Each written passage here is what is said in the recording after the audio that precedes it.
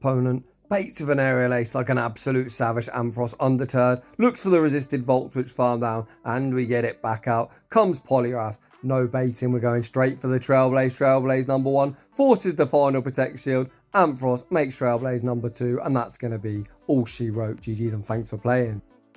Welcome back to the channel. Today, not only are we going to be taking a look at Shadow Ampharos on its new moveset of Trailblaze, one of my favourite Pokemon, Shadow Golbat, and Legacy Poliwrath in the Open Great League, we're also going to be having a look at some gameplay breakdown. Today's featured battler, Patrick, who we're going to call Pat for the duration of the video, reached out to me, messaged me on Discord. If you want to join my Discord, that's linked down below, but we're getting sidetracked as always.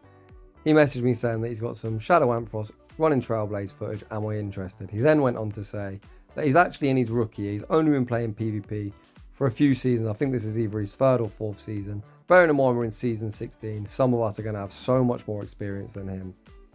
He's yet to reach Legend in PvP, and obviously that is a target for probably most people that play PvP. However, you need to do a few things to reach Legend rank. You need to throw charge moves at optimal fast move timing. What I mean by optimal fast move timing, when I say optimal, I mean you're only giving away 1 free turn. Sometimes this actually isn't possible. For example, when using 2 turn versus 4 turn, you just can't physically give away 1 free turns. You always want to throw out odd numbers, giving away the minimum of 2 turns. But the idea of optimal fast move timing is to give away as few free turns as possible. In my opinion, that is the main skill gap between a good battler and an average battler. Alongside the skill of throwing charge moves at optimal timing, you need to manage energy well, and you need to be counting fast moves. So if you enjoy this more detailed breakdown of gameplay, post it down below and I'll look to do it more often. Without any further ado, let's get into the battles. And in game 1, we lead Shadow Ampharos into the silly electric fish, the opponent running Spark, a 2-turn move, so a very favourable matchup for us. The opponent already makes a mistake, thrown on an even number, allowing us a full 4 free turns of energy. The opponent then pivot out into dub 1, we answer with our legacy counter poliwrath. The opponent farms up to a potential wild charge. Pat calls the bait, and the opponent is indeed a master baiter. Pat then throws 3 counters. He throws the power up punch on the CMP tie to the next body slam, forcing a Protect Shield. Poliwrath can easily survive this next body slam, however Pat opts to shield and I don't dislike this play. For the optimal play here, Pat needs to throw 4 counters and the power up punch, and that's exactly what he does. A very nice play from Pat. That's exactly 1 turn before the next body slam. Poliwrath secures the knockout. Back out comes Lantern. Pat shows great commitment, committing to the Scold. If Lantern doesn't shield this, it's going to be night, sleep tight. Down goes Lantern. The opponent's final Pokemon is Greninja, and holy crap, look at the boosted counter damage. I think the optimal play here would just be to fast move, beat down the team, as that would be the quickest option. As if we throw a charge move, it's going to waste 10 seconds of our life. The opponent also opts to throw a charge move. We shield up the Hydro Cannon, and we're going to be able to reach the next Trailblaze, and that is going to be all she wrote. GG's and thanks for playing. So far, Pat, in his rookie year, looks like he might be getting a scholarship. So we're off to a 1-0 start, heading into battle number 2. We lead Shadow Ampharos into Bastion, aka public enemy number 1 or Wallface. So I've slowed just this first part of this battle down while we talk through the matchup. So when using 4 turn versus 3 turn, you ideally want to throw after 2 or 5. Pat opts to throw after 4, and I think that definitely isn't the play, because Bastion's cheapest charge move is going to be 21 turns. So we would have thrown after 5, which would have been optimal. We'd only give away 1 free turn. Instead, we opt to give away 2 free turns, so that's the first slight misplay. So if you're wondering why I mentioned that Bastion's cheapest charge would cost them 21 turns, when using these squishy shadow Pokemon, you always want to put the first shielding decision on the opponent. So I'll now give you an example of where it's okay, in my opinion, and something I do personally to throw up poor timing. I'm a big Shadow Galvantula fan, so if you're going to run Shadow Galvantula and you see an Azumarill in the lead, I can't throw after 2 Volt Switches because discharge costs 3 Volt Switches, so I look to throw after 5 Volt Switches, which would be optimal. Azumarill will only take 18 turns to play rough, then putting shield and emphasis on me, and I never want to be the first person to shield. However, getting back into the commentary, we force both Protect Shields off Bastion and then pivot out into a hard counter. I think we just got to let Ampharos go down, come in with Poliwrath and look to counter farm down, because when you're switching your hard counter, they can just pivot out into something to counter our Poliwrath like they've done, and now we're going to just struggle to get rid of Wallface. Pat then sends back at Ampharos. Ampharos gets farmed down. So to be honest, this game is not going according to plan whatsoever. We can easily tank this move. We're going to have to save our shield for the potential Stone Edge, and Pat actually froze. We needed to wing attack farm all the way down, as I think it's going to take probably 2 Shadow Balls to get rid of Bastion. Shadow Golbat hits pretty hard, but I doubt that is Shadow Ball range. Perhaps if it's not a very XL Bastion, let's find out. We shield up the Stone Edge. Can we reach the Shadow Ball? We do throw the Shadow Ball at optimal timing. However, I don't think this KOs. Let's find out. Shadow Ball doesn't quite KO, and unfortunately, we're going to take a loss. So in that battle, we could have done a few things differently. Once forcing both shields to just let Ampharos go down, do as much Volt Switch damage / Trailblaze damage as physically possible, come in with poliwrath, look to counter down. If they pivot into the Tropius, then we've got golbat along with it. Moving on to the next battle. Legaue. Not the worst matchup for Ampharos. Our Volt Switches are single resisted. We resist the wing attacks. However, the opponent has the potential to nuke us with the dig. It's going to take them 7 wing attacks to reach the dig. They're now at the dig. The opponent overfarm. We then look to make a catch onto golbat. Did we catch the dig? We did not. The opponent masturbates us. How rude. Then hard punish our golbat with a walrus. We go straight for the poison fang. The opponent doesn't play to a CMP type. They do not win, taking the extra. The opponent then throw one quick move before we reach the next poison fang. A very nice play from the opponent. They throw the icicle sphere, securing the knockout. Pat sends out poliwrath, anticipating the opponent, spamming out the move this time. Nice play from Pat. Icicle sphere going to do absolutely nothing. Poliwrath now going to have to counter farm all the way down, and we've got a run in start. The opponent actually has their own poliwrath in the back. We overfarm, faking a dynamic punch. Again, a nice play. I always say fake it till you make it, but the opponent shows huge cojones, calling the bait.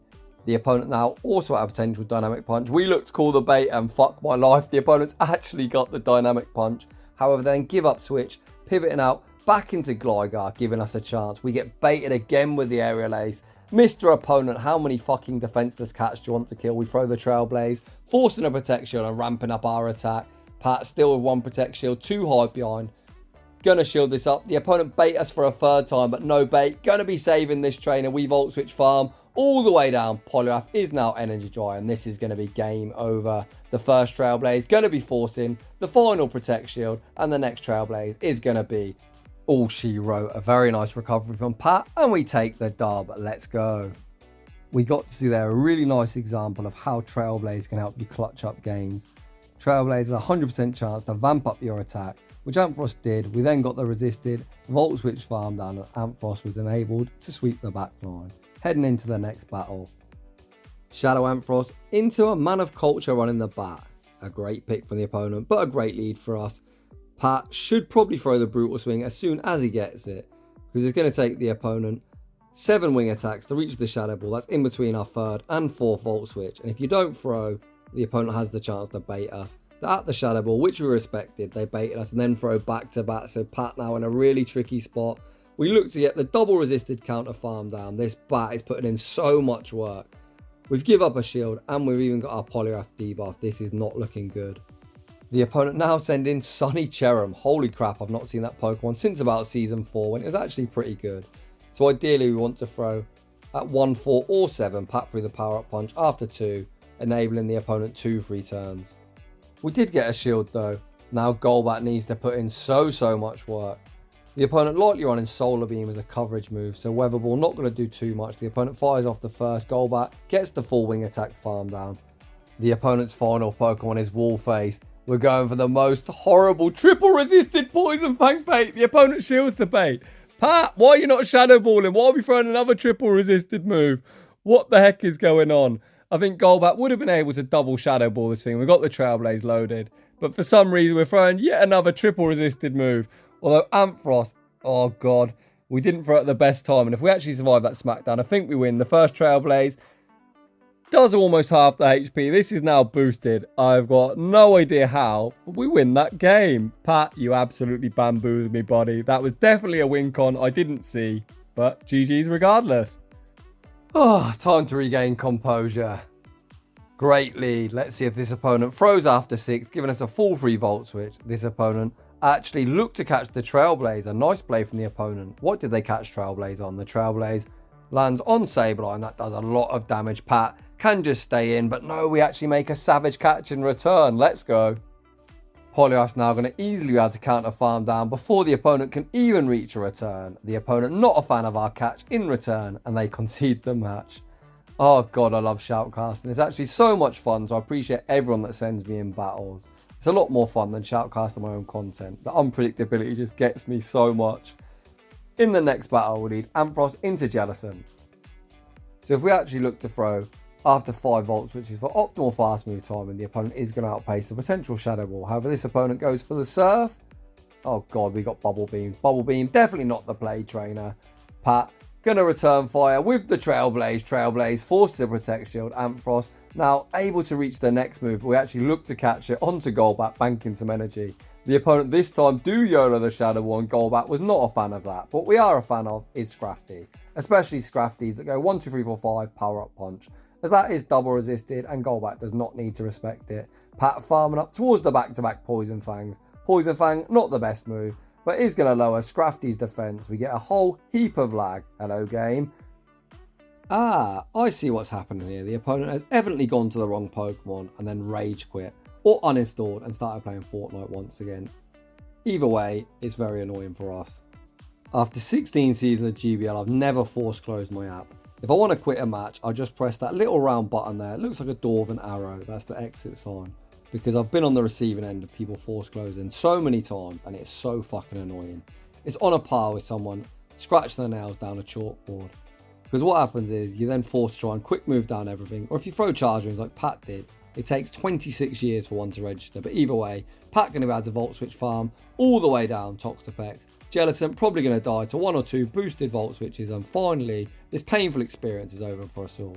GG's. Well, not really opponent as your force close, but GG's to Pat. On a slightly more positive, upbeat note, I'm sure absolutely all of us have gone to the wrong Pokemon. I know I've done it time and time again, and I always call myself a potato for doing so. Heading into the next battle. We lead Shadow Ampharos into a Alolan Raichu. Our Brutal Swing coverage going to be nice here. The opponent say switch into Sunny Cast form. Pat banks a move, sends out poliwrath. We've got to be mindful the opponent will reach a potential Solar Beam after 14 Embers. Pat not taking any chances, goes straight for the Scald. Scald goes unshielded, securing the knockout. Back out comes Raichu. I'd like to see Pat commit to the Scald, which he does. So we force the energy off the opponent. Pat actually opts to shield. I'm not a fan of this shield, to be honest, and I'm not a fan of him throwing immediately. You've always got to throw one counter for optimal fast move timing. We force a shield, however we are now going to get Volt Switch farmed all the way down. We do make a pop. But if the opponent's counting, they definitely don't shield this. It is resisted. However, what do I know? The opponent hasn't been to school. They're not counting. We've got the Brutal Swing locked and loaded with a nice little bit of a wham-bam combo play. The opponent's final Pokemon is Swampert, and then the opponent conceded the match. So I personally wouldn't have shielded the Poliwrath, even though we exchanged shields and the opponent actually double shielded. If they were counting, they would have left with easily enough energy for a Psychic, and that could have threatened huge damage on our squishy Ampharos. But we got the dub regardless. Moving on to the next battle. What the heck is that? Is that a Kanto Dugtrio? Oh god, the only time I've ever seen a Dugtrio in my life is Calamon Toast running his non-obtainable Legacy Mudshot one. That is not a Mudshot one, that is Mud Slap, and that definitely is not very good. Well, at least in my opinion. The opponent answers our Poliwrath Say Switch with a Bomber Snow. The opponent throw a charge move, allowing us to shield, take back switch. We can now realign, which is going to be paramount. However, we're already down one shield, and thanks to Calamon Toast, I know Dugtrio learns Stone Edge. We throw the power up punch. Dugtrio took a lot of damage. Evidently, it's not that bulky. We send out Golbat. Pat, please shield. The opponent probably going to YOLO the Stone Edge, hoping we don't know. We do shield, however, we have CMP tied. Pat, you probably should have just looked to wing attack farm all the way down. Let's only make one move. We actually go for an undercharge. The opponent's final Pokemon is Carbink with 2 shields. Uh-oh. We're going to lose to Dugtrio. No! Unfortunately, we're going to take an RPS loss. We had no choice but to shield Poliwrath in the mid-games. We can't have Ampharos along with Dugtrio. Even if we wouldn't have CMP tied to the Stone Edge, wing attack farmed all the way down, I just don't think we'd be able to output enough damage on Carbink and we'd lose. Sometimes that's just the way GBL works. You're going to lose to some spicy picks. GG's to that opponent. Heading into the final battle of the video, so post down below if you like this more detailed breakdown on gameplay, and I'll look to do it more in the future. Ampharos into Gligar, a pretty good matchup for the opponent, then Say Switch into Dugong, which definitely isn't a good matchup for them. We go straight for the Trailblaze, vamping up our attack. The opponent's shield, we then look to catch the Drill Run onto Golbat. I'm not sure about this play. The opponent does throw the Drill Run, but the Ice Shard's going to tear us apart. Pat goes straight for the Poison Fang. The opponent shield up the Fang, and I think we're just going to get Ice Shard farmed all the way down. The opponent opts to throw a charge move. Pat going to take his 2-0 shield advantage. We now send out Ampharos. Ampharos gets the full Volt Switch farm down.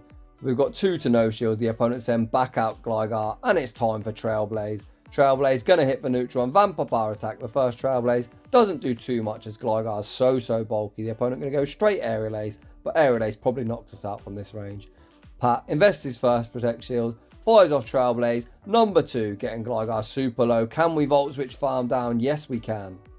The opponent's final Pokemon is the silly electric fish Lantern. This is a 2-stage boosted Trailblaze. Does it one-shot? No, it doesn't. Lantern, far too thick. We send in Poliwrath, get the counter farm down, and that is going to be all she wrote. GG's, and thanks for playing. Huge shout out to Pat for the battle submission. Like I said previously, he's in his rookie year, but despite that, he showed some great fundamentals. And I think with a little bit more practice and some of his fast move timing, especially when he's using 4-turn versus 3-turn, he's going to have all the credentials to make legend. So if you're a newer battler, I personally wouldn't recommend using like 4 or 5-turn moves. Stuff like 1 and 2-turn moves are a lot more user friendly to help you get used to the game. But that being said, let's talk about Shadow Ampharos.